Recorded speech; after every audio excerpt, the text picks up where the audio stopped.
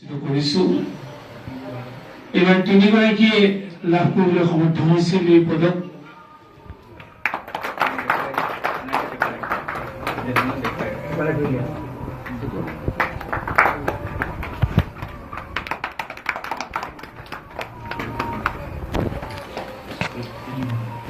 আপোনালোকৰ নিশ্চয় সকলোৱে বিদিত আমাৰ যিকোনো অনুষ্ঠানৰ হাত ধৰোতা ব্যক্তিগৰাকী হ'ল তুলসী দাস। জানেই লাও যিমানেই বোলে ডাঙৰ ডাঙৰ নহওক পাতৰ তল, তেওঁ ইমান ডাঙৰ ডাঙৰ মুঠা ফুটা কামবিলাক কৰি আছে। পাতৰ তলত থকা নিচিনা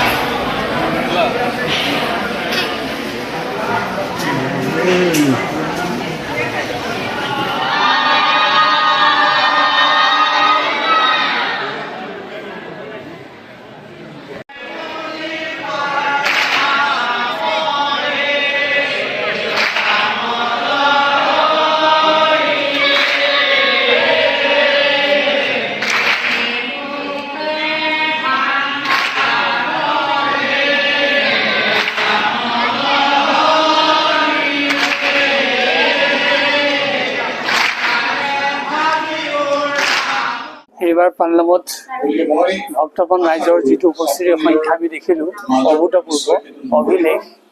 এনেকুৱা সংখ্যাৰ উপস্থিতি আমি আগতে দেখা নাই। আৰু আমাৰ আজি এটা অনুভৱ হৈছে যে ইয়ালৈ ৰাইজে যিটো হেঁপাহেৰে আহে, এই হেঁপাহটো অত্যন্ত মূল্যৱান হেঁপাহ, মূল্য থকা হেঁপাহ।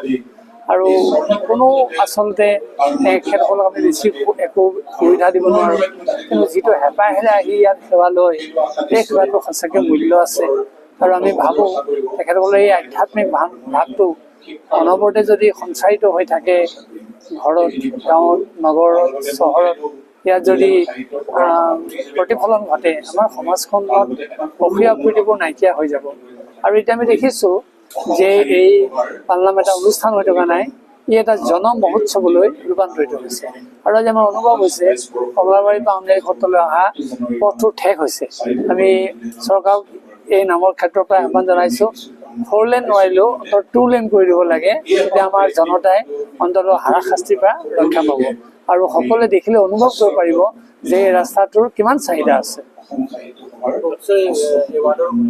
হয়, আজি স্বৰ্ণ পদক আমি দিলোঁ। গোলাঘাটৰ এইজন ছাত্ৰই এইটো পাবলৈ সমৰ্থ হৈছে আৰু তেওঁৰ পিতৃ মাতৃও অনুৰূপ তেওঁক সঁহাৰি জনোৱাৰ কাৰণে এইটো সম্ভৱ হৈছে। তেওঁতো ত্যাগ আছে, কষ্ট আছেই, আৰু তেওঁ আচলতে এখন ভিতৰত 100 পাইছে, আগতো পাইছে, কিন্তু এই ধাৰাবাহিকতাটো যে তেওঁ ৰক্ষা কৰিছে, সেইকাৰণে আমাৰ মনটো বৰ বেছি ভাল লাগিছে আৰু আমি বৰ আনন্দ অনুভৱ কৰিছোঁ।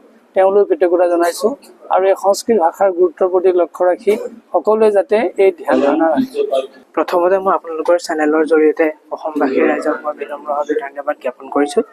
দ্বিতীয়তে মোক এই বঁটা প্ৰদান কৰাৰ বাবে শ্ৰী শ্ৰী আউনীআটী সত্ৰৰ সত্ৰাধিকাৰ মহাপ্ৰভুকে প্ৰমুখ্য কৰি উদযাপক সমিতিক মই ধন্যবাদ জ্ঞাপন কৰিছোঁ।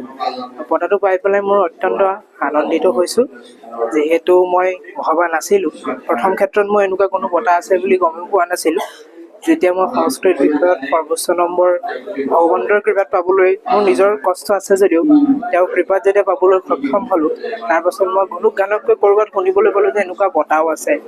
তাৰপাছত মোৰ দেৱালীৰ দিনাখন, দীপান্বিতাৰ দিনাখন মোক সত্ৰৰ পৰা মোক নিমন্ত্ৰণ জনাইছিলে। ইয়াৰ বাবে মই যথেষ্ট আনন্দিত হৈছোঁ এই বঁটা প্ৰদান কৰাৰ কাৰণে।